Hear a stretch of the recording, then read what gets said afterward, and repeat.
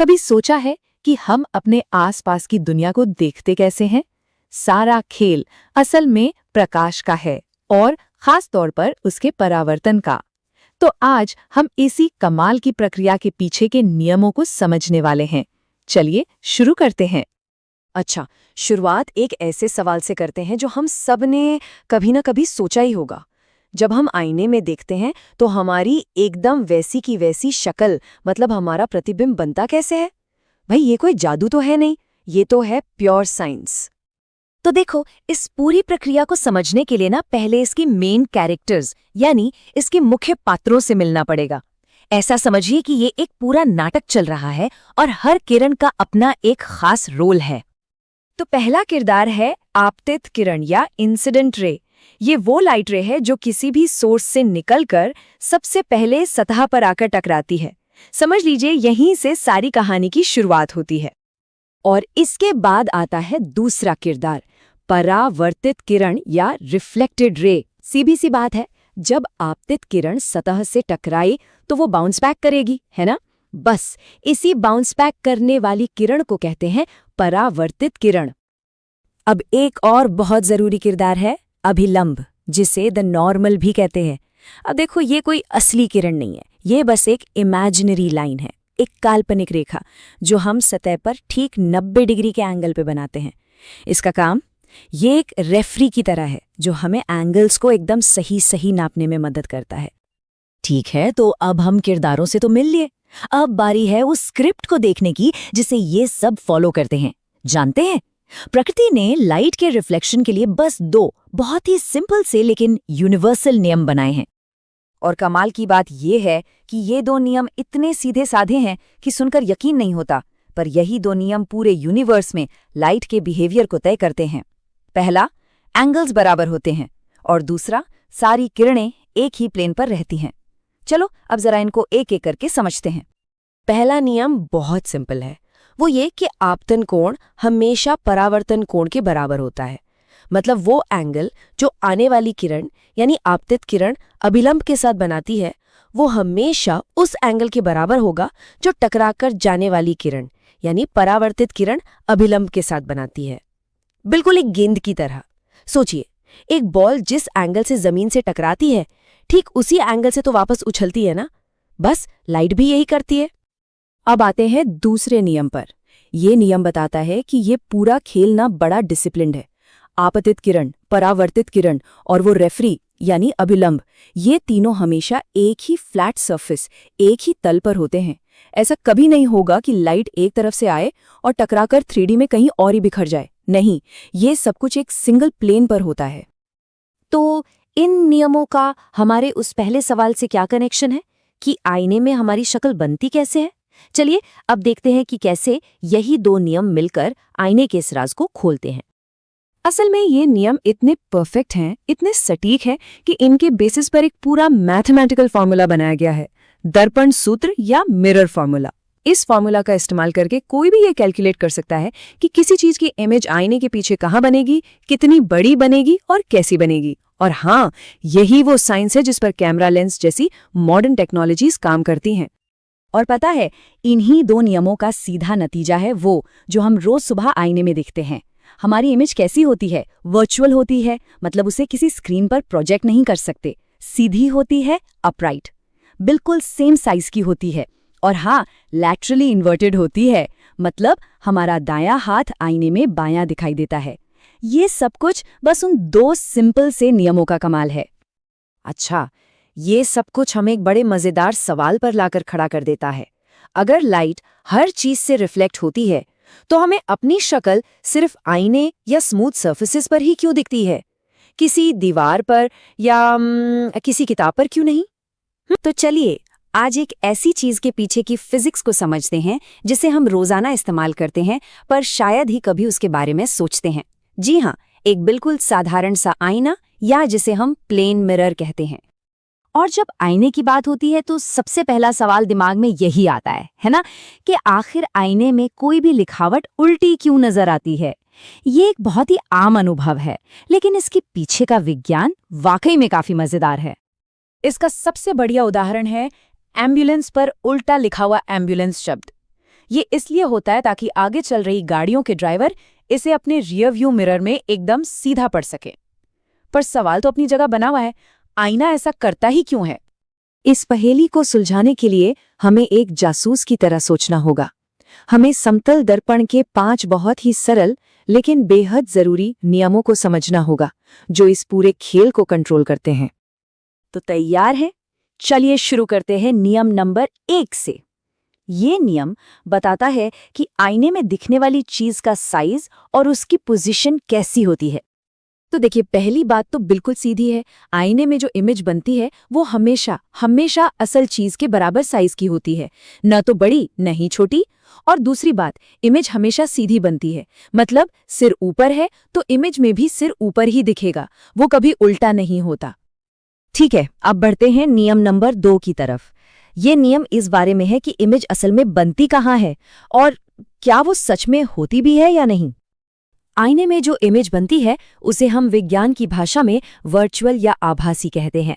इसका सीधा सा मतलब है कि वो सचमुच में आईने के पीछे मौजूद नहीं है। उसे न तो कोई छू सकता है, न ही किसी पर्दे पर उसकी इमेज बना सकता है।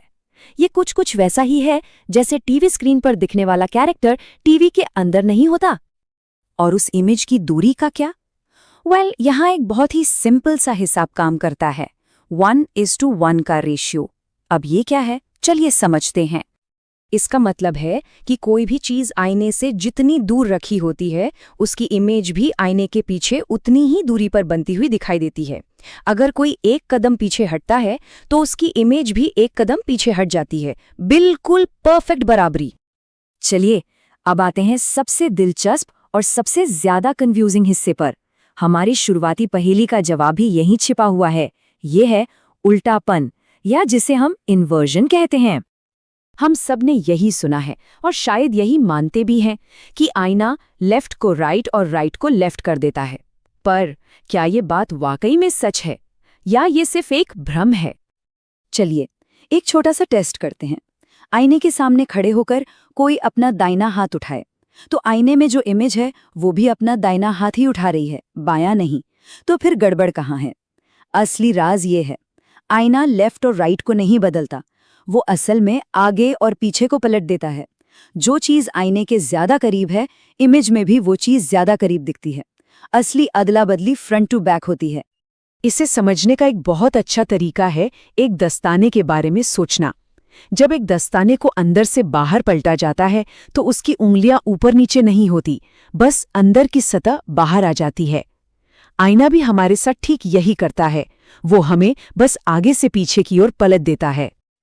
तो चलिए फटाफट से इन 5 नियमों को एक साथ देख लेते हैं। इमेज वर्चुअल होती है, सीधी होती है, साइज में बराबर होती है, दूरी में भी बराबर होती है, और सबसे जरूरी बात, वो आगे से पीछे की ओर उल्टी होती है, ना कि दाएं बाएं। और इसी के साथ हम अपनी पहेली के जवाब पर पहुंच गए हैं। एम्बुलेंस शब्द असल में लेफ्ट राइट उल्टा नहीं होता, वो मिरर के लिए फ्रंट टू बैक पलटा हुआ है, और इसी वजह से वो हमें देखने में लेफ्ट राइट उल्टा महसूस होता है। और कमाल की बात यह है कि इसीलिए दूसरे ड्राइवर उसे अपने मिरर में बिल्कुल सीधा पढ़ पाते हैं। है ना फिजिक्स का एक बड़ा ही स्मार्ट इस्तेमाल?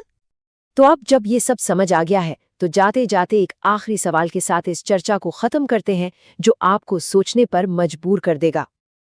अगर ये सच है कि आईना सिर्फ आगे पीछे को पलटता है, तो जब कोई उसके सामने जमीन पर लेट जाता है तो आईना सिर को पैर से और पैर को सिर से क्यों नहीं बदल देता? मतलब ऊपर का हिस्सा ऊपर और नीचे का हिस्सा नीचे ही क्यों रहता है?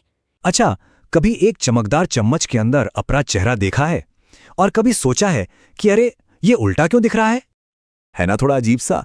पर देखिए, ये कोई जादू वादू नहीं है, ये तो है कमाल की फिजिक्स। और आज हम बस यही समझने वाले हैं कि आखिर ये होता कैसे है। असल में इस पूरे रहस्य का जवाब छिपा है गोलाकार दर्पणों में, जिसे हम स्फेरिकल मिरर्स कहते हैं। तो फिर देर किस बात की, चलिए सीधे मुद्दे पर आते हैं और सुलझाते हैं इस चम्मच वाले रहस्य को। तो सवाल ये है कि ये गोलाकार दर्पण आखिर है क्या चीज? बहुत आसान है, बस इतना सोचिए कि आपके पास कांच की एक बड़ी सी खोखली गेंद है, ठीक? अब आपने उसमें से एक टुकड़ा काट लिया। बस वो जो कटा हुआ हिस्सा है ना, जिसकी सतह चमक रही है, वही है हमारा गोलाकार दर्पण। कितना सिंपल है। अच्छा, अब यहां से कहानी और भी मजेदार होने वाली है। हमारा ये जो दर्पण का टुकड़ा है ना, इसके दो अलग-अलग चेहरे हो सकते हैं। और कमाल की बात ये है कि दोनों ही रोशनी के साथ बिल्कुल अलग-अलग तरीके से बर्ताव करते हैं। तो हमारे पास दो तरह के दर्पण होते हैं। पहला है अवतल दर्पण या कॉन्केव मिरर। इसकी जो चमकने वाली सतह है वो अंदर की तरफ धंसी होती है, बिल्कुल एक गुफा जैसी।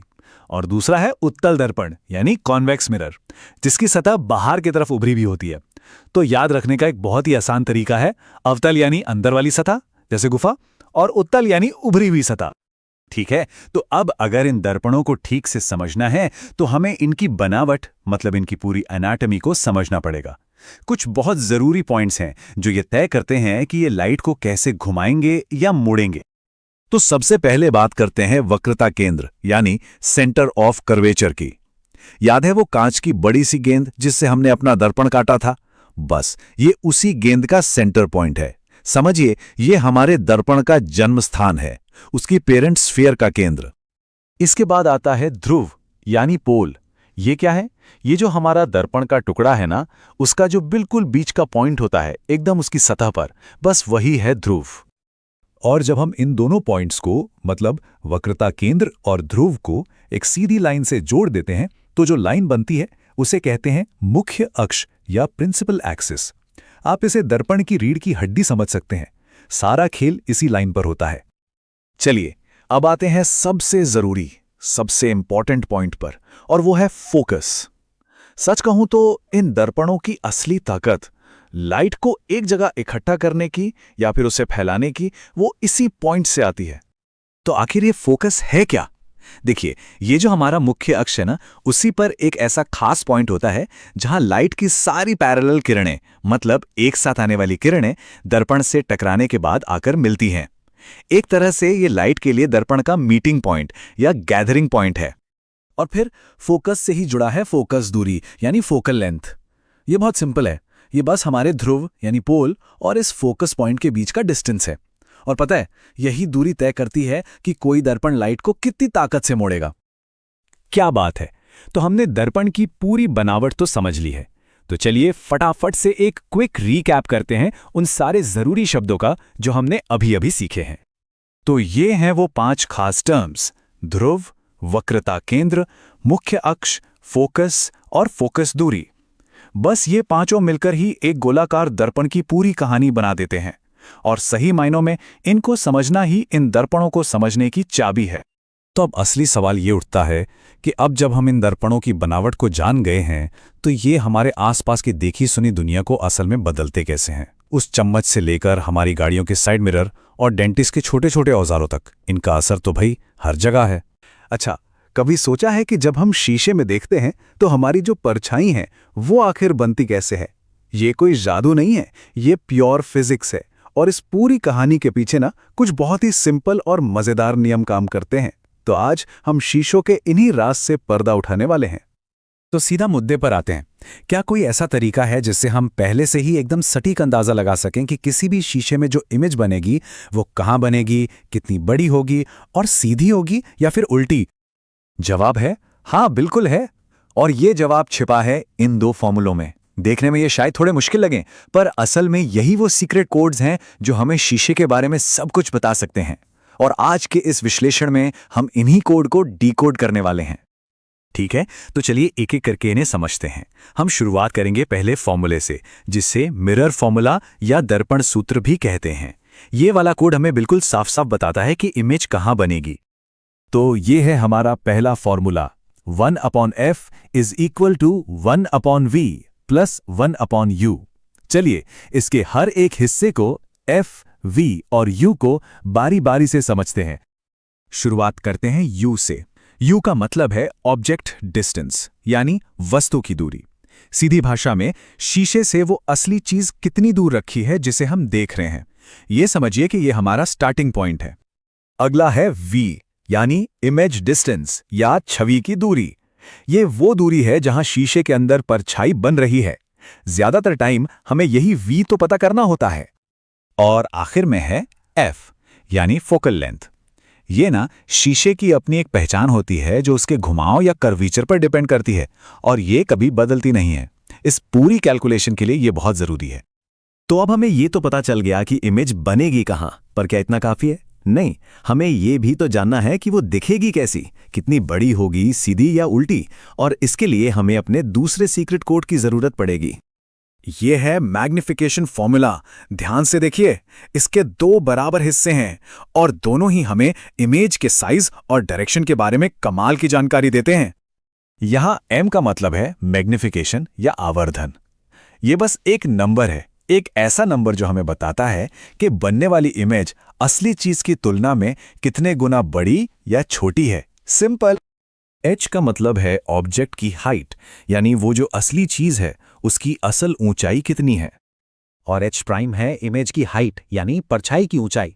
ये वो साइज है जो हमें शीशे में दिखाई देता है, और ये सीधे सीधे असली ऑब्जेक्ट की ऊंचाई से जुड़ा होता है।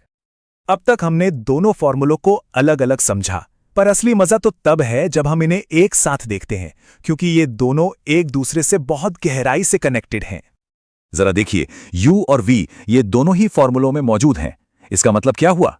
इसका मतलब ये है कि इमेज की लोकेशन सीधे सीधे उसके साइज को कंट्रोल करती है। सब कुछ आपस में जुड़ा हुआ है। तो m की जो वैल्यू आती है वो हमें क्या बताती है? बहुत आसान है। अगर m की वैल्यू 1 से ज्यादा है तो इमेज बड़ी बनेगी, 1 से कम है तो छोटी होगी, और अगर m ठीक 1 के बराबर है तो इमेज का साइज भी एकदम बराबर होगा। कितना सिंपल है ना? लेकिन एक मिनट, मैग्निफिकेशन वाले फॉर्मूले में वो जो नेगेटिव माइनस का निशान था, उसका क्या काम है? ये अक्सर लोगों को थोड़ा कंफ्यूज करता है, लेकिन इसका एक बहुत ही खास और जरूरी मतलब है। तो सबसे जरूरी बात जो याद रखनी है वो ये है, अगर m की वैल्यू नेगेटिव आती है तो इसका मतलब है इमेज उल्टी है, अपसाइड डाउन, और अगर पॉजिटिव है तो सीधी। बस ये निशान हमें इमेज की डायरेक्शन बताता है। तो हमने देखा कि कैसे ये 2 देखने में बिल्कुल साधारण से लगने वाले नियम हमें शीशे की पूरी कहानी बता देते हैं। यही तो फिजिक्स की खूबसूरती है कि बड़ी बड़ी कॉम्प्लेक्स चीजों को भी कितने आसान नियमों से समझाया जा सकता है। चलिए एक बार फटाफट सब कुछ दोहरा लेते हैं। मिरर फॉर्मूला यानी दर्पण सूत्र, यह हमें बताता है इमेज की जगह, और मैग्निफिकेशन फॉर्मूला यानी आवर्धन सूत्र, यह हमें बताता है इमेज का साइज और उसकी डायरेक्शन, कि वो सीधी है या उल्टी। और ये जानना इतना जरूरी क्यों है? क्योंकि ये नियम सिर्फ किताबी बातें नहीं हैं। हमारे घर के बाथरूम में लगे शीशे से लेकर आसमान में देख रहे हबल स्पेस टेलीस्कोप के विशाल लेंस तक, ऑप्टिक्स की पूरी दुनिया इन्हीं 2 बुनियादी नियमों पर टिकी हुई है। और अब आखिर में एक सवाल, अगर ये 2 शानदार फार्मूले हर तरह के शीशे के काम करने के तरीके को समझा सकते हैं, तो जरा सोचिए हमारे चारों ओर की दुनिया को चलाने वाले और कितने ऐसे ही सरल लेकिन पावरफुल नियम मौजूद होंगे जिन्हें बस खोजने की देर है। हम सब हर रोज आईने देखते हैं ना, पर कभी सोचा है कि कुछ घुमावदार आईने कैसे किसी भी चीज को कभी बड़ा, कभी छोटा, या कभी-कभी तो बिल्कुल उल्टा ही दिखा देते हैं? तो चलिए आज अवतल और उत्तल दर्पणों के पीछे की साइंस को समझते हैं और इनके सारे राज खोलते हैं। और यही है आज का सबसे बड़ा सवाल, मतलब एक ही परिवार के 2 सदस्य, दोनों ही घुमावदार दर्पण, लेकिन इनका बर्ताव इतना अलग क्यों? एक है जो कभी कुछ भी दिखा सकता है और दूसरा एकदम भरोसेमंद। इसी सवाल का जवाब इन दोनों दर्पणों की पूरी कहानी बता देगा।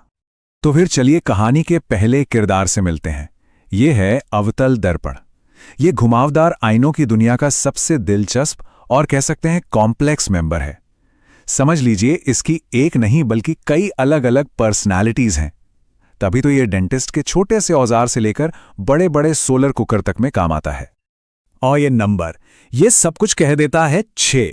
जी हां, एक अवतल दर्पण ठीक 6 अलग अलग तरीकों से इमेज बना सकता है, और सब कुछ बस इस एक बात पर निर्भर करता है कि चीज को आईने के सामने रखा कहां गया है। मतलब 6 अलग अलग जगह और 6 बिल्कुल अलग अलग नतीजे। अच्छा, अब इन 6 केस की गहराई में जाके कंफ्यूज होने की जरूरत नहीं है, इसे आसान बनाते हैं। ज्यादातर मौकों पर यह असली और उल्टी इमेज बनाता है, लेकिन जैसे ही कोई चीज इसके बहुत पास आ जाती है, जैसे शेविंग मिरर में होता है, तो ये एकदम जादू की तरह एक बड़ी, सीधी और वर्चुअल इमेज बना देता है। तो सबसे जरूरी बात क्या है? यही कि अवतल दर्पण कमाल के वर्सेटाइल होते हैं। ये एक ही आईने से इमेज को छोटा, बड़ा या फिर चीज के बराबर का भी दिखा सकते हैं, और इनकी यही खूबी इन्हें पावरफुल टेलीस्कोप से लेकर हमारी टॉर्च तक हर जगह इतना जरूरी बना देती है।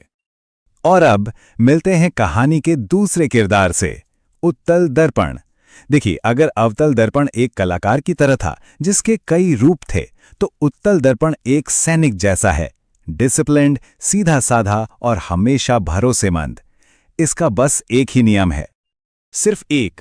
जहां अवतल दर्पण की 6 संभावनाएं थीं, उसके बिल्कुल उलट उत्तल दर्पण का सिर्फ और सिर्फ एक ही नतीजा होता है। हमेशा कोई अगर मगर नहीं, कोई एक्सेप्शंस नहीं, बस एक पक्का रिजल्ट।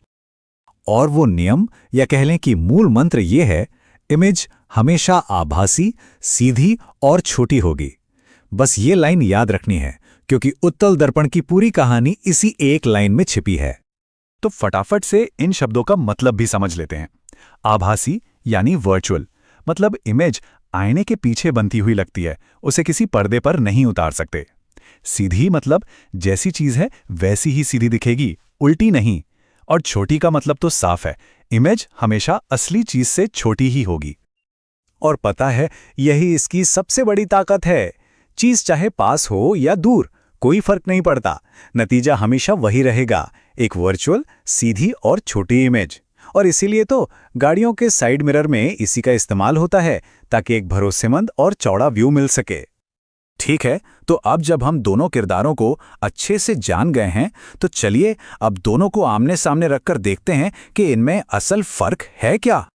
ये देखिए, यहां सब कुछ एक नजर में बिल्कुल साफ है। इमेज की पोजीशन अवतल के लिए 6, उत्तल के लिए सिर्फ 1। इमेज का टाइप अवतल असली और वर्चुअल दोनों बना सकता है, पर उत्तल हमेशा वर्चुअल। और साइज अवतल साइज बदल सकता है, लेकिन उत्तल हमेशा इमेज को छोटा ही बनाएगा। तो आखिर में टेकअवे क्या है? बहुत सिंपल, अवतल दर्पण वर्सेटाइल हैं, मतलब ये जरूरत के हिसाब से इमेज को बदल सकते हैं। और दूसरी तरफ उत्तल दर्पण अपनी स्थिरता के लिए जाने जाते हैं। ये हमेशा एक जैसा चौड़ा और छोटा व्यू देते हैं, जो सेफ्टी के लिए बहुत जरूरी है। और जाने से पहले एक सवाल, अब जब ये सारे सिद्धांत पता चल ही गए हैं, तो जरा सोचिए हमारे फोन का जो कैमरा है वो इनमें से किसके सिद्धांतों का इस्तेमाल करता होगा? सोचकर देखिएगा। चलिए आज एक बहुत ही आम से दिखने वाले जादू के पीछे का विज्ञान समझते हैं।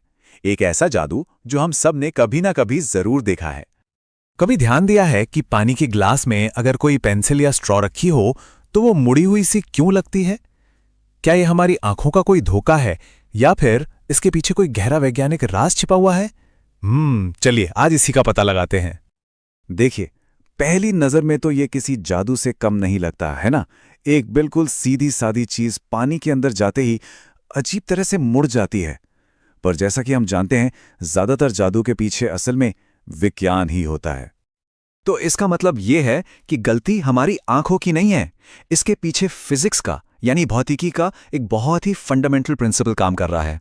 और इसका सारा राज इस बात में छिपा है कि लाइट यानी प्रकाश हवा और पानी जैसे अलग अलग मीडियम में ट्रैवल कैसे करता है। तो चलिए अब इस रहस्य से पर्दा उठाते हैं। प्रकाश के इस तरह से मुड़ने की जो घटना है ना, इसका एक खास वैज्ञानिक नाम भी है, और आज हम उसी को समझने वाले हैं। इसे कहते हैं अपवर्तन, अंग्रेजी में रिफ्रैक्शन। अब अगर बिल्कुल सीधे साधे शब्दों में कहें तो जब भी लाइट की कोई किरण एक मीडियम से दूसरे मीडियम में जाती है, जैसे हवा से पानी में, तो वो ठीक उस जगह पर थोड़ा सा मुड़ जाती है जहां ये दोनों मीडियम मिलते हैं। लेकिन सवाल ये है कि लाइट आखिर अपना रास्ता बदलती क्यों है? इसका सबसे बड़ा कारण है स्पीड में बदलाव। जी हां, प्रकाश जो है वो अलग अलग चीजों में अलग अलग स्पीड से चलता है। इसको ऐसे समझिए, मान लीजिए एक कार है जो पक्की सड़क पर तेजी से जा रही है और अचानक से वो कीचड़ में घुस जाती है। क्या होगा? उसकी स्पीड और डायरेक्शन दोनों बदल जाएंगे। बस प्रकाश के साथ भी बिल्कुल ऐसा ही होता है। ओके, तो अब थोड़ा और डीप डाइव करते हैं। प्रकाश का ये जो मुड़ना है ना, ये कोई भी एरी गैरी रैंडम घटना नहीं है। फिजिक्स को आप जानते हैं डिसिप्लिन बहुत पसंद है, तो ये जो पूरा प्रोसेस है ये भी 2 बहुत ही साफ सुथरे नियमों को फॉलो करता है। तो ये हैं अपवर्तन के 2 नियम। पहला नियम तो बड़ा सिंपल है, वो कहता है कि आने वाली किरण, मुड़ने वाली किरण और सतह पर खींची गई एक सीधी लाइन, ये तीनों हमेशा एक ही प्लेन पर होती हैं, मतलब जैसे कागज के एक ही पन्ने पर बनी हो। और दूसरा नियम, जिसे स्नेल्स लॉ कहते हैं, वो ये पक्का करता है कि लाइट कितनी मुड़ेगी, इसका एक बिल्कुल सटीक मैथमेटिकल फॉर्मूला होता है। मतलब कुछ भी रैंडम नहीं है, सब कुछ प्रिडिक्टेबल है। तो ठीक है, अब हमें ये तो पता चल गया कि प्रकाश मुड़ता है, लेकिन अगला सवाल क्या है? यही कि वो कितना मुड़ता है। जाहिर है वैज्ञानिकों को इसे नापने का कोई तरीका तो चाहिए था, और बस यहीं से एंट्री होती है रिफ्रैक्टिव इंडेक्स यानी अपवर्तनांक की। साइंटिस्ट इस मेजरमेंट को कहते हैं अपवर्तनांक या रिफ्रैक्टिव इंडेक्स। आप इसे ऐसे समझ सकते हैं कि ये किसी भी चीज की लाइट को मोड़ने की पावर का एक स्कोर है, जिसका ये स्कोर यानी अपवर्तनांक जितना ज्यादा होगा वो लाइट को उतना ही ज्यादा मोड़ेगा। सिंपल। तो अब बात आती है कि इसे मापते कैसे हैं। इसका तरीका बहुत ही एलिगेंट है सच में। हम बस दो अलग अलग स्पीड को कंपेयर करते हैं। पहली स्पीड है c, जो कि वैक्यूम में लाइट की स्पीड है, और ये हमारे यूनिवर्स की अल्टीमेट स्पीड लिमिट है, इससे तेज कुछ नहीं। और दूसरी स्पीड है v, मतलब किसी मीडियम में लाइट की स्पीड, जैसे पानी या कांच में, और ये स्पीड हमेशा c से कम ही होती है। और बस इन्हीं दोनों स्पीड को लेकर हमारे पास आता है ये खूबसूरत और एकदम सिंपल सा फॉर्मूला n = c/v। है ना कमाल? बस यूनिवर्स की स्पीड लिमिट को उस मीडियम में लाइट की स्पीड से डिवाइड कर दीजिए और बूम, आपको उस चीज की लाइट मोड़ने की पावर का स्कोर मिल गया। सच में कितना एलिगेंट है ये। अच्छा, तो एक ग्लास में पेंसिल का मुड़ना समझना तो चलो ठीक है, एक मजेदार बात है, लेकिन ये प्रिंसिपल, ये सिद्धांत हमारी डे टू डे लाइफ में इतना जरूरी क्यों है? आइए अब इस पे नजर डालते हैं। देखिए, रिफ्रैक्शन सिर्फ किताबों में पढ़ने वाला कोई बोरिंग कॉन्सेप्ट नहीं है, ये तो हमारी जिंदगी का एक अहम हिस्सा है। जो चश्मे हम लगाते हैं वो रिफ्रैक्शन का इस्तेमाल करके ही तो हमारी नज़र ठीक करते हैं। कैमरा, टेलीस्कोप, ये सब भी लाइट को मोड़कर ही हमें दूर की या बहुत छोटी चीजें दिखा पाते हैं। और हाँ, वो जो बारिश के बाद आसमान में एक खूबसूरत सा इंद्रधनुष बनता है, वो भी और कुछ नहीं, बस लाखों पानी की बूंदों से होता हुआ प्रकाश का अपवर्तन ही है। तो अगली बार जब कोई आसमान में तारे देखे या अपना चश्मा पहने तो ये जरूर याद रखिएगा कि हम सब प्रकाश को मोड़ने की इसी अद्भुत शक्ति का इस्तेमाल कर रहे हैं। है तो ये फिजिक्स का एक छोटा सा नियम, लेकिन हमारी दुनिया पर इसका असर बहुत बहुत बड़ा है। और चलिए अंत में एक सवाल के साथ इसे खत्म करते हैं। जरा एक पल के लिए सोचिए कि अगर लाइट कभी मुड़ती ही नहीं तो हमारी दुनिया कैसी दिखती? ना चश्मे होते, ना कैमरे, ना टेलीस्कोप्स और ना ही इंद्रधनुष। फिजिक्स का एक कितना सरल सा नियम है और यह हमारी दुनिया को देखने और समझने के अनुभव को पूरी तरह से बदल देता है। चलिए आज एक बहुत ही दिलचस्प टॉपिक पर बात करते हैं, लेंस। जी हां, वही पारदर्शी चीजें जो हमारे चश्मों से लेकर बड़ी बड़ी दूरबीनों तक हर जगह मौजूद हैं, और यही हमें दुनिया को एक बिल्कुल नए नजरिए से देखने में मदद करती हैं। लेकिन ये सब शुरू होता है एक बहुत ही बुनियादी सवाल से।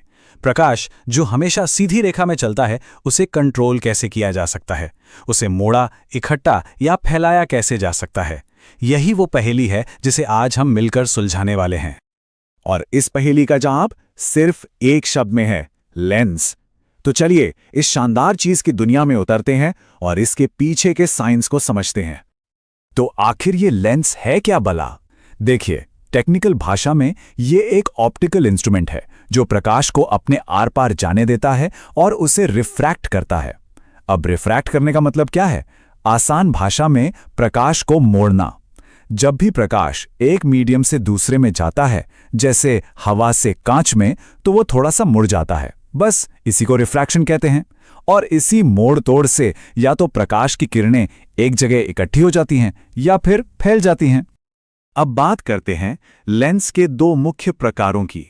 इन्हें लेंस के दो चेहरे भी कह सकते हैं, क्योंकि प्रकाश को लेकर इनका जो बर्ताव है वो एक दूसरे से बिल्कुल उल्टा है। ये दो चेहरे हैं, उत्तल लेंस और अवतल लेंस। कहानी के इन दो मेन कैरेक्टर्स के नाम याद रखना बहुत जरूरी है, क्योंकि प्रकाश की पूरी कहानी इन्हीं के इर्द गिर्द घूमती है। और जैसा मैंने कहा, प्रकाश को लेकर इन दोनों की पर्सनालिटी एकदम अलग है। एक को प्रकाश इकट्ठा करना पसंद है तो दूसरे को उसे फैलाना। इसे ऐसे सोचिए, जो मैग्नीफाइंग ग्लास सूरज की किरणों को एक जगह इकट्ठा करके कागज जला सकता है, वो है उत्तल लेंस, और दरवाजे पे लगा वो पीपहोल जो बाहर के नज़ारे को फैलाकर दिखाता है, वो है अवतल लेंस। तो चलिए अब जरा एक्शन में आते हैं। देखते हैं कि ये दोनों लेंस प्रकाश के साथ असल में करते क्या हैं। इनका वो मेन काम क्या है जो इन्हें इतना पावरफुल बनाता है? पहला एक्शन है अभिसारी होना या कन्वर्ज करना। इसका सीधा सा मतलब है प्रकाश की समानांतर किरणों को एक बिंदु पर एक साथ ले आना, उन्हें फोकस करना। ये कुछ एक ट्रैफिक कंट्रोलर की तरह है जो अलग अलग सड़कों से आने वाली सभी गाड़ियों को एक ही पार्किंग स्पॉट की तरफ भेज रहा हो। और ये काम कौन करता है? हमारी कहानी का पहला हीरो, उत्तल लेंस। उत्तल लेंस की सबसे बड़ी सुपर पावर यही है कि यह प्रकाश की किरणों को इकट्ठा करके एक बिंदु पर केंद्रित कर देता है। अरे, हमारे कैमरे का लेंस भी तो ठीक यही करता है, सारी रोशनी को सेंसर पे फोकस करता है ताकि एक अच्छी तस्वीर बन सके। अब आते हैं दूसरे एक्शन पर। अब सारी होना या डाइवर्ज करना, ये कन्वर्ज करने का ठीक उल्टा है। इसमें प्रकाश की समानांतर किरणें ऐसे फैलती हैं जैसे वो किसी एक बिंदु से निकल रही हों, मानो सारी गाड़ियां एक गोल चक्कर से निकलकर अलग अलग दिशाओं में जा रही हों। और ये किसका काम है? हमारे दूसरे किरदार अवतल लेंस का।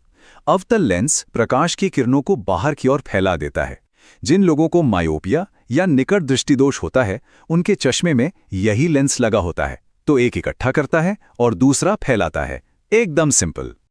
लेकिन रुकिए, ये जो इकट्ठा करना और फैलाना है, ये ऐसे ही रैंडमली नहीं होता।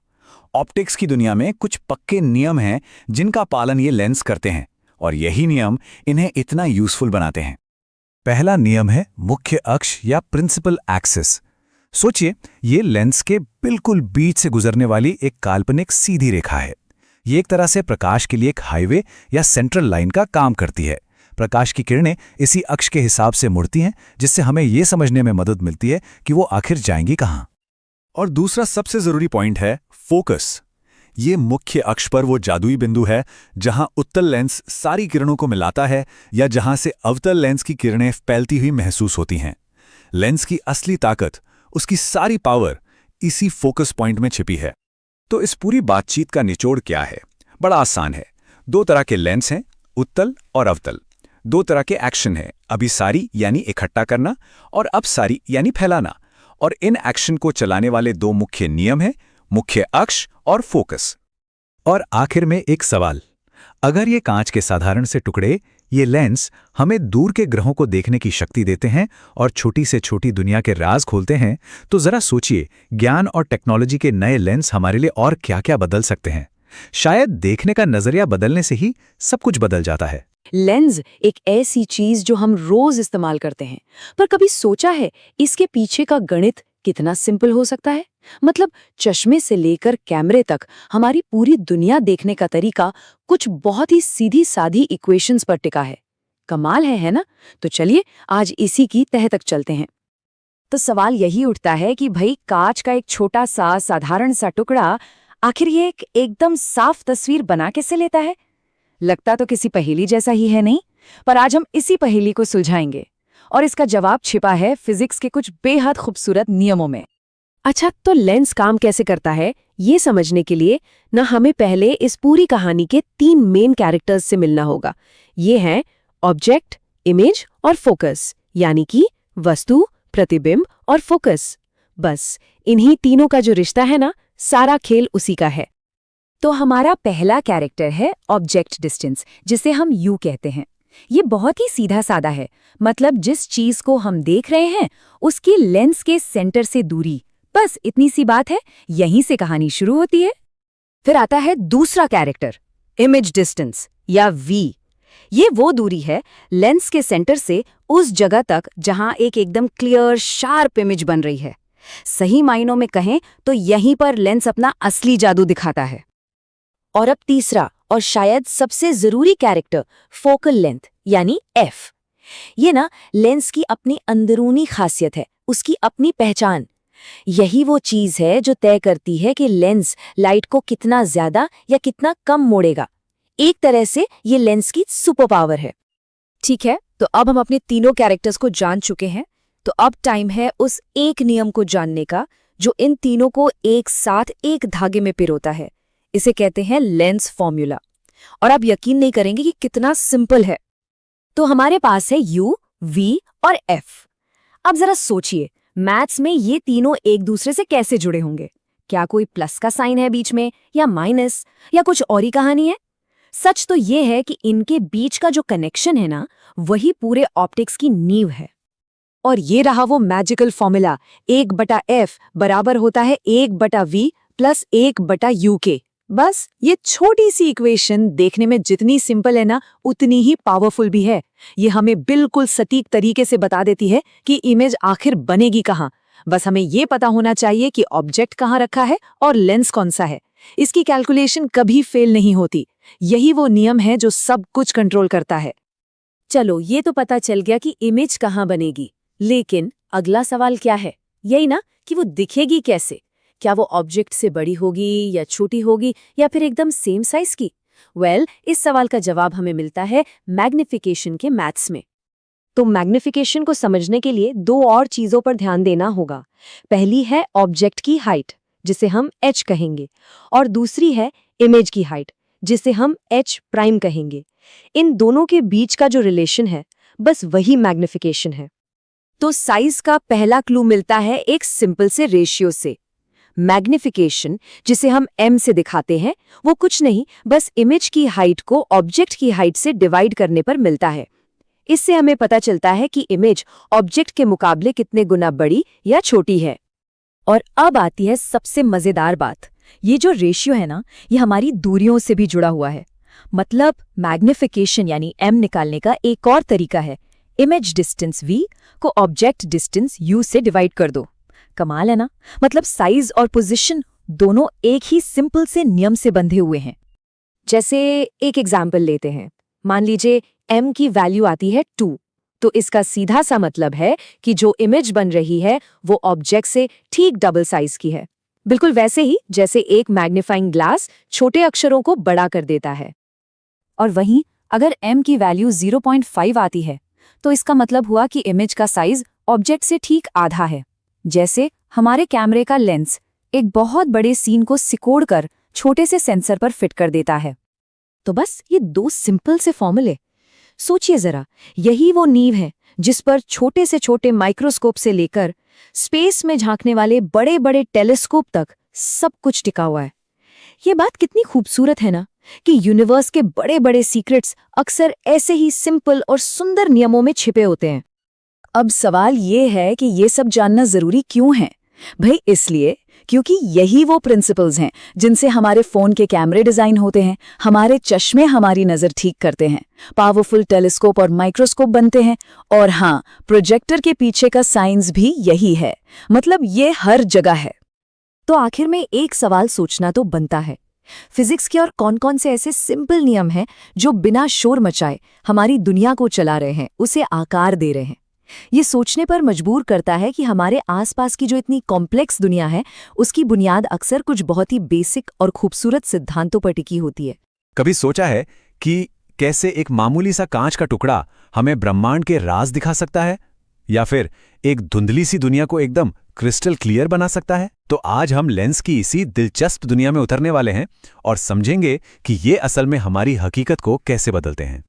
जरा सोचिए, कैमरा जो एक पल को हमेशा के लिए कैद कर लेता है, या फिर वो चश्मा जो हमारी नजर को तेज कर देता है, इन सब में लेंस ही तो हैं। पर ये छोटे छोटे चमत्कार आखिर होते कैसे हैं? सारा खेल इस बात का है कि ये रोशनी को कैसे मोड़ते और आकार देते हैं, और आज हम इसी राज से पर्दा उठाने जा रहे हैं। तो चलिए शुरू करते हैं। हमारी कहानी का जो पहला हीरो है वो है उत्तल लेंस। जानते हैं कैसा होता है ये? बीच में से मोटा और किनारों पर पतला, और इसके पास ना एक सुपर पावर है। ये रोशनी को एक जगह पर इकट्ठा कर देता है। पर ये करता कैसे है? असली मजा तो यही जानने में है। और यहीं से मामला दिलचस्प हो जाता है। देखिए, उत्तल लेंस के लिए कोई एक सीधा साधा नियम नहीं है। नहीं, इसके पूरे 6 अलग अलग रूप हैं, मानो 6 अलग अलग दुनियाएं जो ये बना सकता है। और ये सब बस इस बात पर निर्भर करता है कि कोई चीज इसके सामने कहाँ रखी है। तो चलें एक एक करके इस सफर पर निकलते हैं। तो हमारा सफर शुरू होता है अनंत से। कल्पना कीजिए कि कोई चीज बहुत बहुत दूर है, जैसे कोई तारा। उत्तल लेंस क्या करता है? ये उस तारे से आती रोशनी को लेता है और उसे एक छोटे से उल्टे बिंदु पर फोकस कर देता है। बिल्कुल, एक टेलीस्कोप का लेंस ठीक यही काम करता है। दूर की आकाशगंगाओं से आती रोशनी को एक जगह जमा करके। चलिए अब उस चीज को थोड़ा पास लाते हैं, लेकिन अभी भी एक खास निशान जिसे 2f कहते हैं, मतलब फोकल लंबाई से दोगुनी दूरी, उससे बाहर ही रखते हैं। अब देखिए क्या हुआ। इमेज अभी भी असली है और हाँ उल्टी भी है, पर अब वो सिर्फ एक बिंदु नहीं रही, ये तो उस चीज की एक छोटी सी कॉपी बन गई है। पता है, एक आम कैमरा कुछ कुछ इसी तरह काम करता है। और अब हम पहुंचते हैं एक जादुई बिंदु पर, संतुलन का बिंदु। जब चीज को ठीक 2f पे रखा जाता है तो पता है क्या होता है, उसकी इमेज दूसरी तरफ ठीक 2f पर ही बनती है। और सबसे कमाल की बात, इमेज का साइज चीज के साइज के एकदम बराबर होता है। हाँ, बस उल्टा होता है। ये जो 1 से 1 की अदला बदली है ना, यही तो फोटोकॉपी मशीनों के पीछे का सिद्धांत है। अब जैसे ही हम 2f के निशान को पार करके फोकस पॉइंट की तरफ बढ़ते हैं, पूरा खेल बदल जाता है। अचानक से इमेज अब छोटी या बराबर नहीं रही, वो बड़ी हो गई है तो अभी भी असली और उल्टी, पर अब वो चीज से भी बड़ी दिखती है। प्रोजेक्टर, जी हाँ, प्रोजेक्टर इसी सिद्धांत का इस्तेमाल करते हैं एक छोटी सी इमेज को इतने बड़े पर्दे पर दिखाने के लिए। और अब हम पहुंच गए हैं ठीक फोकस बिंदु पर, F पर। यहां कुछ बहुत ही अजीब होता है। लेंस से गुजरने के बाद रोशनी की किरणें एकदम सीधी एक दूसरे के पैरेलल हो जाती हैं, मतलब वो फिर कभी मिलती ही नहीं है। तो टेक्निकली इमेज अनंत पर बनती है। सोचिए कितनी बड़ी होगी, पर हमारी आंखों को दिखाई नहीं देती, है ना ये एक तरह का विजुअल पैराडॉक्स। तो हमारी आखिरी और छठी स्थिति, अब हम आखिरी सीमा भी पार कर लेते हैं और चीज को फोकस बिंदु और लेंस के बीच रख देते हैं और बूम, सब कुछ बदल गया। पहली बार इमेज उल्टी नहीं है, वो सीधी है, और वो असली भी नहीं है, वो वर्चुअल है, मतलब चीज की ही तरफ दिखाई देती है। और हाँ, वो बड़ी हो गई है। अरे वाह, इसी के साथ हम समझ गए कि एक मैग्नीफाइंग ग्लास कैसे काम करता है। तो उत्तल लेंस के ये 6 अलग अलग रूप देखने के बाद अब मिलते हैं इसके एक बहुत ही सीधे साधे भाई से, अवतल लेंस। ये बीच में से पतला और किनारों पर मोटा होता है और इसका स्वभाव उत्तल लेंस से एकदम उल्टा है। ये रोशनी को इकट्ठा नहीं करता, बल्कि उसे फैला देता है। अवतल लेंस की सबसे अच्छी बात पता है क्या है? इसकी सादगी। वो 6 स्थितियां भूल जाइए। यहां सिर्फ एक नियम है और वो कभी नहीं बदलता। चीज को कहीं भी रखें, कहीं भी, इमेज हमेशा वर्चुअल, सीधी और छोटी बनेगी, हमेशा। इसीलिए तो दरवाजों के पीप होल में इसका इस्तेमाल होता है, ताकि बाहर का इतना बड़ा नजारा एक छोटी सी जगह में दिख जाए। तो हमारे दोनों किरदारों से मुलाकात हो चुकी है। एक है जो अपना रूप बदलता रहता है और दूसरा जो हमेशा एक जैसा रहता है। तो चलिए अब इन्हें आमने सामने रखकर देखते हैं, ताकि इनके बीच का फर्क हमेशा के लिए दिमाग में बैठ जाए। और ये रही पूरी कहानी एक नज़र में। एक तरफ हमारा मल्टी टैलेंटेड उत्तल लेंस, जो रोशनी का एक माहिर जादूगर है। ये असली या वर्चुअल, छोटी या बड़ी, हर तरह की इमेज बना सकता है। और दूसरी तरफ है हमारा भरोसेमंद अवतल लेंस, जो हमेशा हमेशा दुनिया का एक ही सीधा, छोटा और वर्चुअल नज़ारा दिखाता है। देखा जाए तो ये कॉम्प्लेक्सिटी और कंसिस्टेंसी की कहानी है। तो अगली बार जब कोई कैमरा उठाए, दूरबीन से देखें या बस अपना चश्मा पहने, तो एक पल के लिए जरूर रुकिएगा। अब हम सब जानते हैं कि उस कांच के टुकड़े के पीछे कौन सी अनदेखी फिजिक्स काम कर रही है। अब हम रोशनी की भाषा को थोड़ा बेहतर समझते हैं, और इस नई समझ के साथ दुनिया शायद सिर्फ ज्यादा साफ ही नहीं, बल्कि थोड़ी और हैरान कर देने वाली भी नजर आएगी। तो चलिए प्रकाश की एक बहुत ही दिलचस्प दुनिया में चलते हैं। कभी सोचा है कि सूरज की जो एक सीधी साधी किरण हमें दिखती है, उसके अंदर पूरा का पूरा इंद्रधनुष कैसे छिपा हो सकता है? हाँ, ये नज़ारा हम सब ने कभी ना कभी तो देखा ही है, और सच कहूं तो ये देखने में बहुत कमाल का लगता है। पर सवाल ये है कि ये होता कैसे है? मतलब कांच का एक मामूली सा टुकड़ा सफेद रोशनी को इतने सारे खूबसूरत चमकीले रंगों में आखिर बिखेर कैसे देता है? तो इस पहेली को सुलझाने के लिए हमें सबसे पहले प्रिज्म को नहीं देखना है। नहीं, जो पहला सुराग है वो तो खुद उस सफेद रोशनी के अंदर ही छिपा हुआ है। बात ये है कि जिसे हम सफेद रोशनी समझ रहे हैं, वो असल में कोई एक रंग है ही नहीं। ये तो मानो कई सारे रंगों की एक पूरी टीम है जो बस एक साथ मिलकर चल रही है। इसको ऐसे भी समझ सकते हैं कि सफेद रोशनी की एक किरण असल में इंद्रधनुष के उन सभी 7 रंगों का एक मिक्सचर है। बस वो इतने अच्छे से घुले मिले हुए हैं कि हमें पता ही नहीं चलता। अच्छा, तो रोशनी का राज तो हमें पता चल गया। अब आगे बढ़ते हैं और देखते हैं कि प्रिज्म आखिर अपना काम करता कैसे है, इसका असली रोल क्या है। तो देखिए, यहाँ पर सबसे जरूरी बात यह समझने की है कि प्रिज्म कोई जादूगर नहीं है कि वो अपनी तरफ से कोई नए रंग बना रहा हो। बिल्कुल नहीं, वो तो बस एक सॉर्टिंग मशीन की तरह है जिसका काम है उन रंगों को अलग अलग करना जो रोशनी में पहले से ही मौजूद है। और विज्ञान की भाषा में रंगों को अलग अलग करने की इसी प्रक्रिया को एक खास नाम दिया गया है, डिस्पर्जन, या हिंदी में कहें तो प्रकाश का विक्षेपण। सुनने में भले ही ये थोड़ा मुश्किल लगे, पर इसका सीधा सा मतलब यही है कि प्रकाश अपने असली रंगों में टूट रहा है। तो अब तक हमने दो चीजें समझी, सफेद रोशनी और प्रिज्म का काम। चलिए अब इन दोनों सुरागों को एक साथ जोड़ते हैं और देखते हैं कि ये पूरी रंगीन कहानी बनती कैसे है। तो ये छटाई होती कैसे है? इसका राज इस बात में छिपा है कि जब रोशनी प्रिज्म से गुजरती है तो प्रिज्म हर रंग को एक अलग एंगल पर थोड़ा अलग अलग मोड़ता है। वो सबके साथ एक जैसा बर्ताव नहीं करता। जैसे कि यहाँ हम दो एक्सट्रीम देख सकते हैं। एक तरफ है लाल रंग की रोशनी जो सबसे कम मुड़ती है, और दूसरी तरफ है बैंगनी रंग की रोशनी जो सबसे ज्यादा मुड़ती है।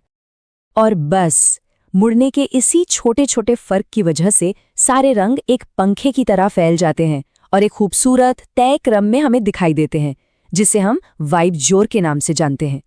यानी violet, indigo, blue, green, yellow, orange और रेड। तो कुल मिलाकर ये कोई जादू नहीं है, ये तो सीधा साधा विज्ञान है। प्रिज्म बस एक पर्दा हटाता है और हमें वो रंग दिखा देता है जो सफेद रोशनी में हमेशा से ही मौजूद थे, बस हमारी नजरों से छिपे हुए थे। लेकिन ये सब एक बड़ा ही दिलचस्प सवाल खड़ा करता है। अगर एक प्रिज्म रंगों को अलग अलग कर सकता है, तो क्या कोई ऐसा तरीका भी है जिससे इन सभी रंगों को वापस एक साथ जोड़कर फिर से वही सफेद रोशनी बनाई जा सके? बारिश के बाद आसमान में जब वो 7 रंगों वाली पट्टी दिखती है तो क्या कमाल का नजारा होता है ना? वो एक जादू जैसा लगता है। पर क्या कभी सोचा है कि इस जादू के पीछे का साइंस क्या है?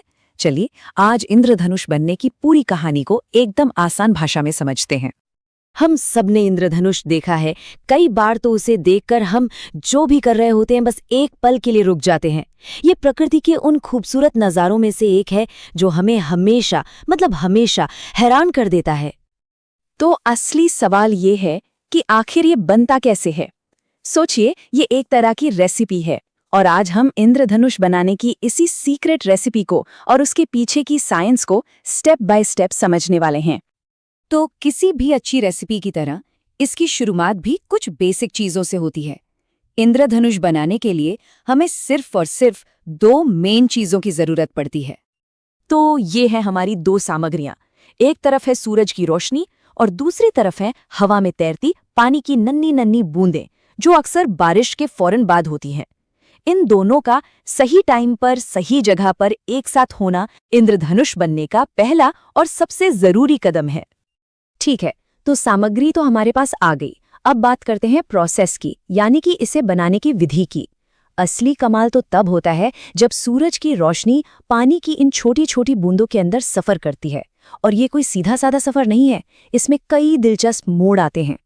इस पूरी प्रक्रिया के 3 मेन हीरो हैं, अपवर्तन, परावर्तन और विचलन।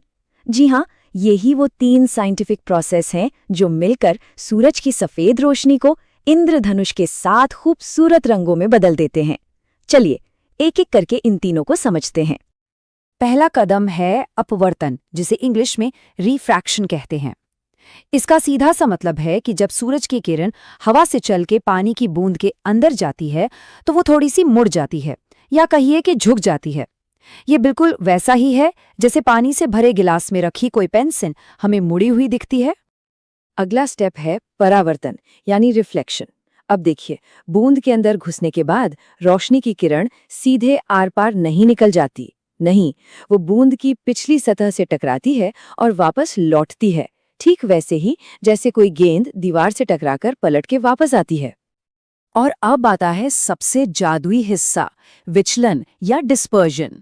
सूरज की रोशनी जो हमें सफेद दिखती है वो असल में 7 अलग अलग रंगों से मिलकर बनी होती है।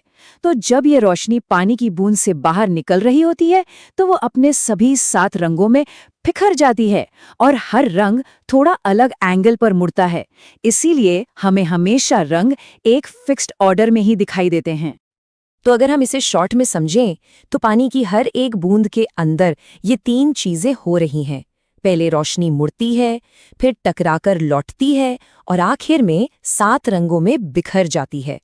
और जरा सोचिए, ये सेम प्रोसेस आसमान में मौजूद लाखों करोड़ों बूंदों में एक ही समय पर हो रहा होता है। तब जाकर हमें इंद्रधनुष का वो शानदार नजारा दिखाई देता है।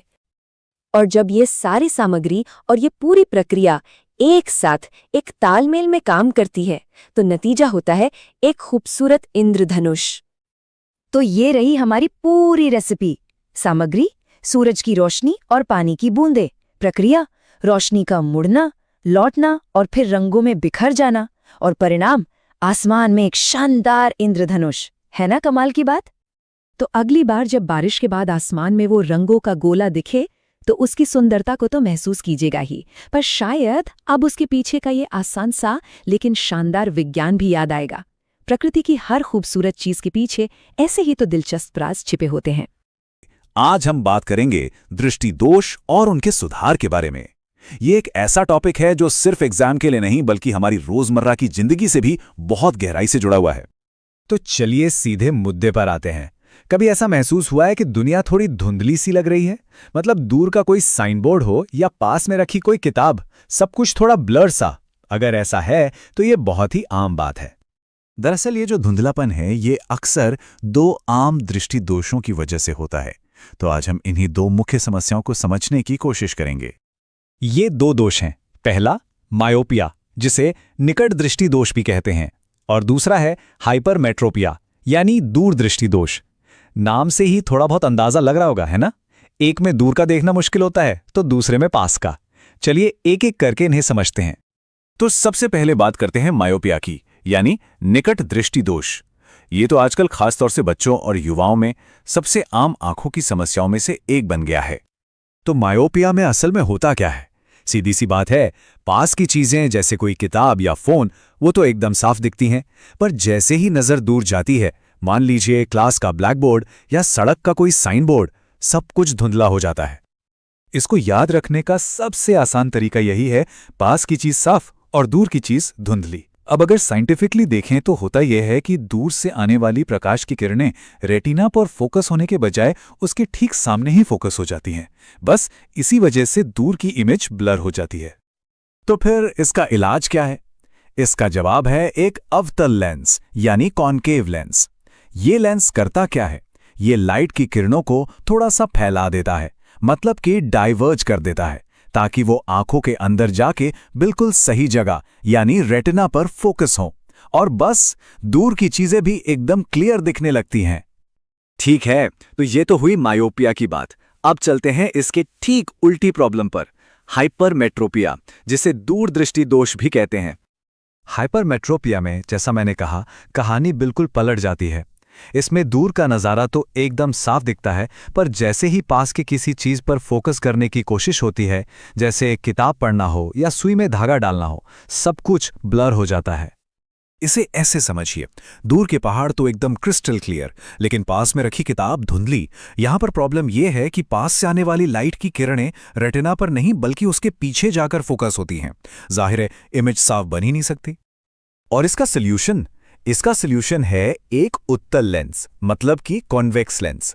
ये लेंस लाइट की किरणों को थोड़ा सिकोड़ता है, यानी कन्वर्ज करता है, ताकि वो ठीक रेटिना पर फोकस हो सके, और नतीजा पास की चीजें भी एकदम साफ दिखने लगती हैं।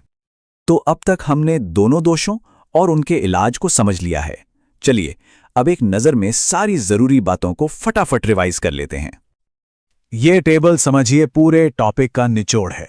एक तरफ है मायोपिया, जिसमें दूर का धुंधला दिखता है और इलाज है अवतल यानी कॉन्केव लेंस, और दूसरी तरफ है हाइपरमेट्रोपिया, जिसमें पास का धुंधला है और इलाज है उत्तल यानी कॉन्वेक्स लेंस। बस ये एक टेबल इन दोनों का फर्क हमेशा के लिए क्लियर कर देगी।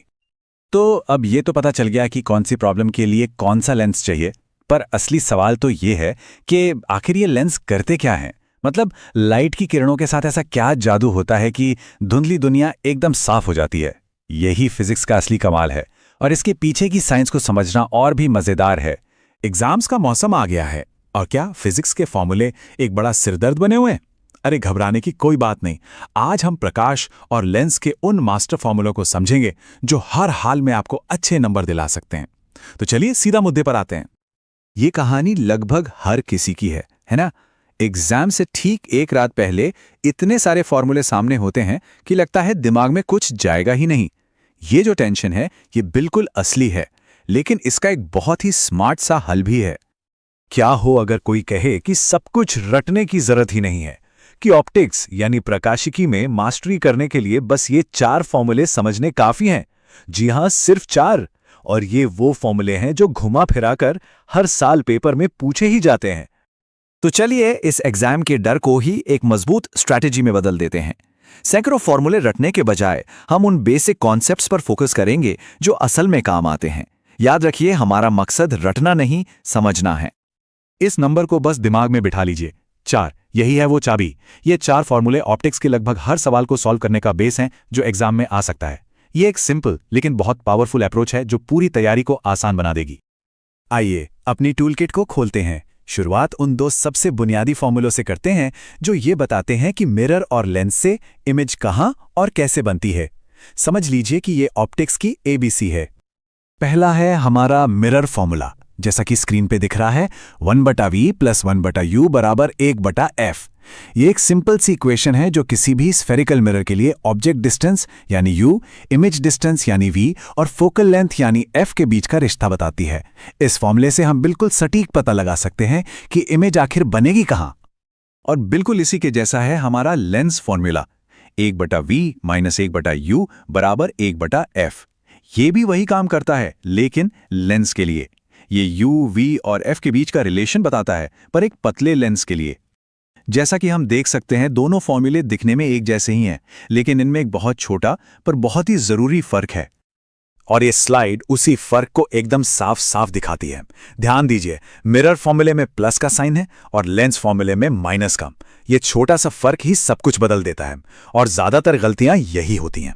तो याद रखने वाली बात क्या है? मिरर के लिए प्लस, लेंस के लिए माइनस। सिंपल।